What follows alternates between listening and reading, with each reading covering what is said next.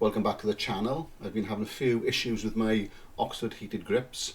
Stick around and I'll show you how I fixed it.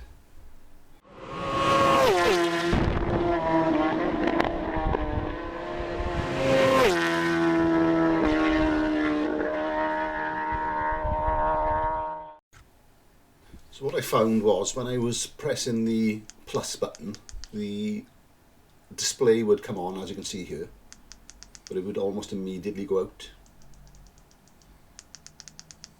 So it doesn't matter what temperature you put it on, it just goes out.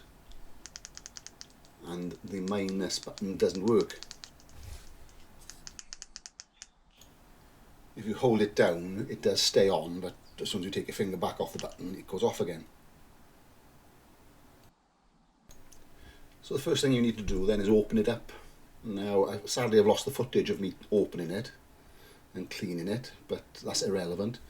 So getting a flat bladed screwdriver, if you just stick it into the edge, as I can show you here in a picture, just prise around the perimeter gently, and you should be able to prise it open. I did find it helped to put a little bit of heat on it with a heat gun or a hairdryer or something. Now, some of the older models may have screws on the back. Okay, so once you've opened it, this is what you're going to see. Now the first thing I was going to look at was the buttons to make sure they are functioning properly, but they seem fine, as you can notice there. But if you look right in the centre of the circuit board, which I've now circled in yellow, you can see like a white residue. It's kind of like a bit of oxidization, I think, so some sort of dampness must have got in here at some point. All you need to do now is get something like contact cleaner or some sort of solvent. You don't have to have contact cleaner, I just had some in the garage.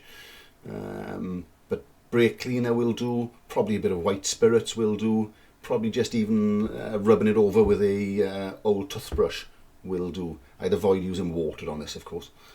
There's another plate to the right hand side of the circuit board, as you can see there, that will come off should you need to. And that is pretty much it. All you need to do now is glue it back together. It didn't seem to have a lot of glue on it, so I didn't smother it in glue, just a couple of little dabs on the edge and press it together, and that should be fine. Okay, now just reinstall it on your bike. So I'm just trying it before I actually sort of stick it back in place.